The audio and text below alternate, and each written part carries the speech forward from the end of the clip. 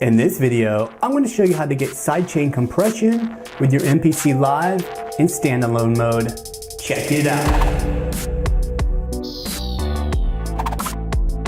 What's up everybody, my name is Matthew Stratton, helping you create music, and on this channel, I do setup videos, tutorials, and reviews just like this one. If you're new here, consider subscribing. So I did a video recently on how to sidechain within the MPC 2.0 software, and I received a comment by 005 Dynasty stating that he wants to be able to do that with the MPC Live in standalone mode. And now there's no way to get the plugins inside of the MPC Live, and there's no way to route within the MPC Live to do sidechaining. So the only way to do this is to actually send the signal out of the MPC into an external piece of gear and then come back into the MPC. And I'm going to show you how to do that in this video. So if you look right here, I have my Akai Professional MPC Live, and I also have right here the Alesis 3630 compressor. So what I'm going to do is route the inputs and outputs into the compressor here, and then I'm going to give you some examples like I did in the previous video on how this could actually work. So stay tuned and check this out. So if you're watching this video, you're probably familiar with the MPC Live's inputs and outputs. It has 6 outputs and then it has the 2 dedicated inputs. All right, so if you look here, I have my compressor. It's a dual channel compressor. It has channel A here and channel B here. And there's a button where I can actually use this as a stereo compressor or 2 monos. But what I'm going to do in this particular example is I'm going to ignore channel B and thus use channel A. So if you look here, there's an input. If you look here, this is an output. And then right here, it says sidechain, okay? So this is what I'm going to need for this option. Okay, so here are the cables I'm going to use for this. So this is actually a stereo cable, I guess, if you will, but I'm just going to use them as, 2 mono cables. So if you look here, all right, we got the MPC Live outputs right there. All right, but what I'm going to do is I'm going to record everything with this output, the headphone output, and I'm going to use that as the master output. So I'm going to ignore right here the master output. And then I'm going to come out of 3. So you can see here, I put this black cable in the number 3 output. And then I'm going to come over here and go to channel A input and put that black cable right there. And then once I have that black cable in there, I want to put this red cable into the output, and then I want to put the red cable into the input. So now there's one more step to do as far as the outputs and inputs. All right, so I have this unbalanced cable here. So I'm going to put this into output 4. Then I'm going to take that and put that into the sidechain right there. Basically, we have all the cables set up to do this, okay? So I got a line coming out of the MPC, going into the compressor, a line coming out of the compressor, back into the MPC. And then on top of that, I have a line coming out of the MPC, and that line's going into the sidechain input of channel A. Maybe some people that are watching this have never used a compressor or not really sure what they do. So I'm gonna give you a very super basic, simple, non-complicated overview of what all these knobs do, and at least to the best of my ability. And you can take that as you wish, all right? All right, so the first knob here is threshold, and I have it set on 0 dB. So basically what the threshold does is once the decibels reach a certain point, the compressor is going to start kicking in. So it's just a basic threshold. Like I have it on 0 dB right here, so once the signal gets to 0 dB, the compressor is going to kick in. Okay, simple enough. Right here you have the ratio, you have your 1:1, 2:1, 4:1, etc. Basically, the more I turn this to the right, the harder the compression is going to be. And I don't really want to get into the math, so take that for what it is. Right here we have the attack. So basically that means as soon as the compression kicks in, once it reaches the threshold, it's going to kick in the compressor ratio, and this is how fast it actually kicks in. So you can have it really fast, like 5 milliseconds, or 50 milliseconds, 150 milliseconds. So basically that's how fast the compressor kicks in to the signal. okay?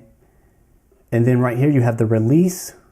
So basically what the release does is once the compressor kicks in, okay, so you have your audio, it passes a threshold, it starts to get compressed to a certain ratio, 2:1 or 4:1. And then once it hits the compression, this is how fast it goes to compression. This is as fast as it releases. So it's going to stay compressed for 500 milliseconds. So once 500 milliseconds passed, then the compression is going to release and you're going to have your normal signal again. All right, so here you have your output. So basically that's just going to control the overall volume of the compression. Because if you have these on certain levels, you can start to dip the volume once you get so compressed. Like it's going to keep compressing itself to where your volume is going to get into the negatives here. So what you can do is kind of make up for it with the output right there. Okay. And this is all decibels. So right here's -10, right here's 0, right here's +10. Okay. And then right here, you have your peak or RMS. So basically in this example, we're going to use peak, but the RMS means for, roots means squared. And basically, it's basically not going to compress as soon as the threshold is hit. The compressor is not going to hit as hard. It's going to take like an average over time, and it's all kind of mathematical or whatever. So basically, for this example, we just want to use the peak. All right, and then you have your hard knee or your soft knee. For this example, I'm going to use hard knee, and basically, it's just once it hits the threshold, it's going to hit. If you hit soft knee, it might compress a little bit before it gets to the threshold. And then you right here is an input output button. So that basically just controls this display. So you can monitor the input signal and then you can monitor the output signal. And then you have your bypass button and then your compression button. So when this is pushed in, it's going to bypass all the compression. And when it's out, the compressor is actually going to be working. And then you have a limiter over here. I'm not going to use the limiter. So we're going to ignore this other area right here. This is just about the compressor. Okay, so I hope that makes sense. I tried to keep it as simple as possible. Obviously, you're going to use all these parameters for different desired effects. Okay, but in this example, I'm going to go ahead and show you basically how I'm going to use it.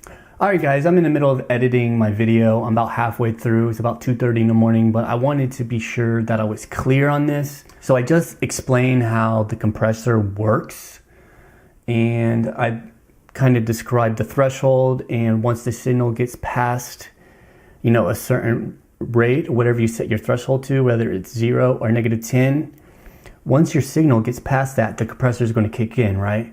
So the point of sidechaining is to have a different audio signal activate the compression.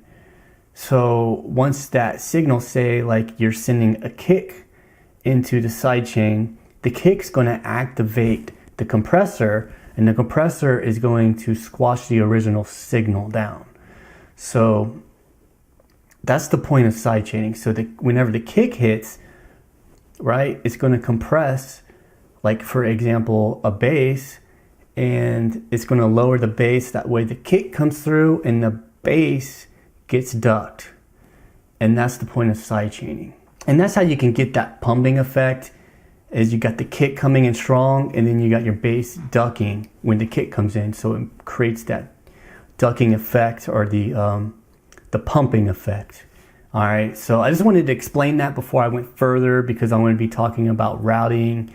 And whenever I talk about routing the kick is going out of the MPC and it's coming into the sidechain, okay? And then the bass is going out of the MPC, going into the input, and then coming out of the compressor back into the MPC. So I wanted to explain that before I went further. And also halfway through recording the compressor, my camera overheated, so it kind of cuts out part way through it, but you still get the gist of it. And I think it's pretty clear what I'm doing. I give good examples, and I actually print out the audio for you to see what the compressor is actually doing. So stay tuned for that. Hope you find value in this. Okay, so we have everything routed from the MPC Live to the compressor, and we have a basic 101 on what the compressor is actually doing. So now let's go ahead and get into the example I have loaded here. So if you look here, I have a basic sequence loaded up. Track 1, I have drums loaded onto. Track 2, I have simply a kick drum loaded onto. In track 3, I have a bass. Okay, so let's get into this bad boy right now. All right, so here's what the sequence sounds like. All right, so this is exactly the same sequence I gave the example of in the MPC software. Okay, so in this example, I'm going to do basically the same thing with the sidechain compression, where the kick is going to compress that bass and it's going to give you a kind of like a pumping effect. So let's go ahead and get right into this. Okay, so I have my sequence. I got drums. I have an ED kit on the drums. All right, so track 2, I have a kick. So what I did is I copied that EDM kit and made it to its own kit. So I have 2 separate EDM kits, all right, but they're exactly the same thing. So they have the same kick. But in this sequence, I only have the kick going, and then in the first sequence, I have the full drums going, all right? All right, so if I go to track 3, I have the bass going. And as you can see, currently everything's going to output 1 and 2. So this is where I have to change things. All right, so I'm gonna keep drums on output 1 and 2 if you listen.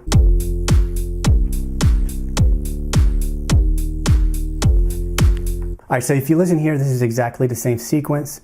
So I have drums going on output 1 and 2, kicks going to 1 and 2, bass is going to 1 and 2. So I need to route this appropriately. So I want to keep the drums on 1 and 2. I want to put that kick on output 4, because that's the sidechain output. I'm going to put the bass on track 3. All right, because that's the signal that's just going into the compressor. Okay, so now let's listen to it. All right, so you can't hear the bass because it's being outputted into the compressor. Now it is coming back into the input, okay? So it's in input 1. So let me show you this. Now you can go to your menu, you can go to your sampler and you can monitor it, and you'll be able to hear that bass coming to input 1. So I got input 1 selected there. But I like to do it through the audio tracks. Now the reason why I like to do it through here is in case you want to record the bass, you have the option to record it. So if you take your MPC and you go on the road, you could take it with you and you have the audio recorded in there. So that's why I tell you to do it through the audio track. And I've mentioned this on the video before, how to monitor a synth without a mixer. I explained that you need to come through your audio track, and that's why, so you can record it and you can hear it on the road. But anyway, back to the point. If I come back to the audio track, got that going. All right, so at this point, if you look over at the compressor, you can see I got the line coming in. It's already being compressed, so let me bypass that. All right, so basically you can set your levels here. You can see I'm about at 0, so that's pretty good. All right, it's going into the red a little bit, but I'm okay with that. So everything is routed appropriately at this point. So now it's all about actually compressing the signal. So the signal's coming through. We can see it right here. All right. Now this is the input signal. Now if I push this, this is the output signal. And I have the compressor bypassed. Let me take that off. And you can see it's already doing a little bit of compression because the input is actually going above 0. So I have the threshold at 0. All right, so let's take that off. All right, so now the ratio is actually pretty heavy, 4:1, or it's heavy-ish. But what I want to do is click the threshold down. So let me go ahead and click this threshold down. Now, if you notice, I have that -10. So the more I put the threshold down, the more it's going to compress. So I have it on 4:1 here, and it's giving me -4 decibels. All right, so I put it on 2:1. It's going to give me a little bit less compression. You can see right there. The more I go this way, the less it's going to give me. If I pump it up,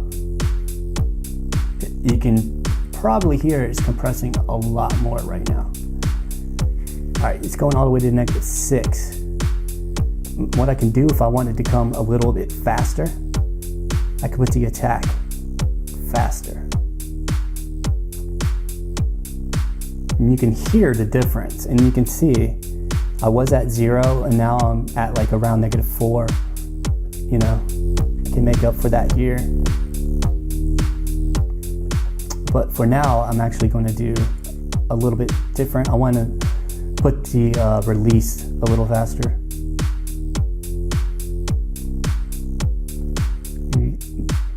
Make the threshold more. You can see it. Boom, boom. That's a heavy compression right there. Now let me show you this. If I come back to the menu, or if I come back to main, go back to my MIDI tracks. Let me mute this drum right here. You could really hear how heavy that compression is.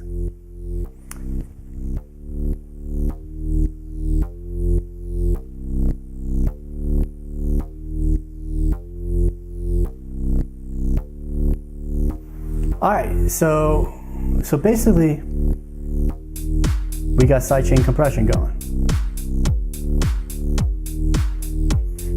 That's all there is to it. Okay, so basically, ta-da, we got sidechain compression. So at this point, you just want to mess with the, your threshold, your ratio, your attack, release, get everything in time. All right, and kind of tweak the parameters how you see fit to get it to fit with what you're doing. And what's cool about this also, a couple of things. One, like I could come to this unused track and I could let's say I wanted to load a different sound in there. I could go ahead and go and load up a different instrument. I don't know, just pick something random.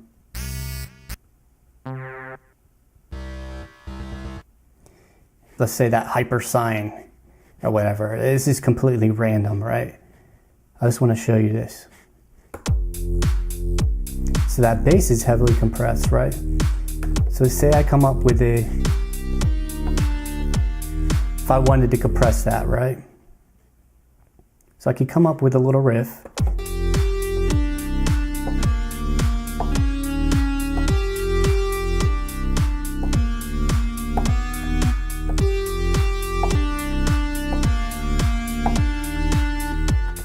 This is just for example's sake, but let's go ahead and record that in there.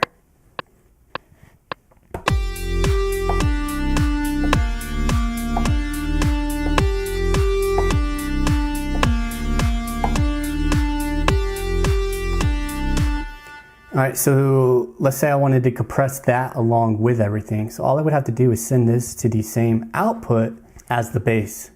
And that was output 3. So let's hear it now.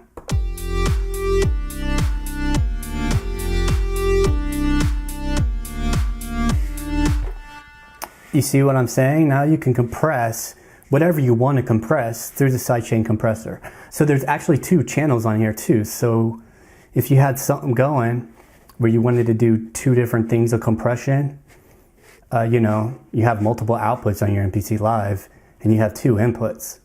So you could do this effectively and, be good to go.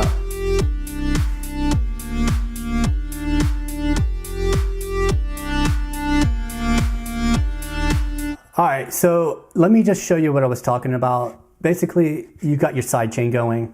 It works effectively. We're all good. So let's go ahead and let me show you what I was talking about. So I got my audio 1 right here. I'm gonna pick input 1, right, which is already on, and say I wanna record that and have it on here. So whenever I'm sitting on the bus or whatever, if I wanna do a little bit of work on the Akai Professional I have those sounds sidechained in here. So check it. Record on that, push record here, play start.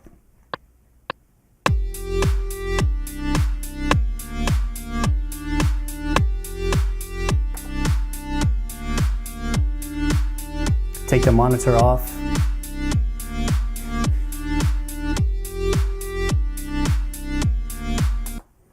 You can see right there how hard that was actually compressing that signal. I mean, you could really see what the compressor is doing. The attack, boom, the release, the attack, the release, the attack, the release. I'm just having fun now. What I want to do is add another audio track. So let me add one.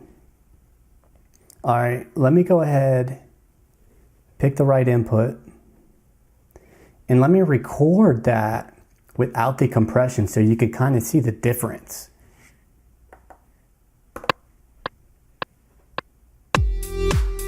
Look at how fat that audio signal is now. So let me go ahead and mute this other one. So that's what it would sound like without the compression. And that's what it looks like without the compression. Big difference. Let's undo that. So let me start with it compressed, and then I'll take off the bypass. So let's see.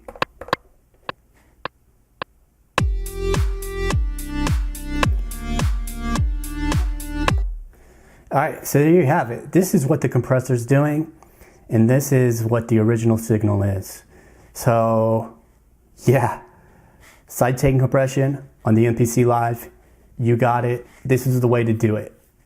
Akai has not implemented this within the software, so you have to use external means to do it, but it does work. This compressor was like $45 off of eBay, 45 US American dollars. So you can find different other compressors too for super cheap. So, you know, pick your poison, go ahead, get this going if you want it. And you've seen it here, Matthew Stratton. Yeah. All right, so there you have it, sidechain compression with the MPC Live. This is how you get true sidechain compression. And fairly inexpensively, yes, it's another 45 bucks plus the expense of a few cables. But you can get it done, and this is how you can do it. All right, so if you enjoyed the video, give it a thumbs up below. Question of the day, how are you achieving a sidechain effect in your MPC Live? Leave it in the comments below. So if you liked the video, of course, smash the thumbs up below. Share it if you find it helpful. I'm gonna leave a card up in the corner here. Go ahead and check out the playlist. It's gonna have more MPC Live videos. I appreciate your support. I appreciate the comments. And let's keep this thing going. My name is Matthew. Continue to create, and I'll see you in the next video. Peace.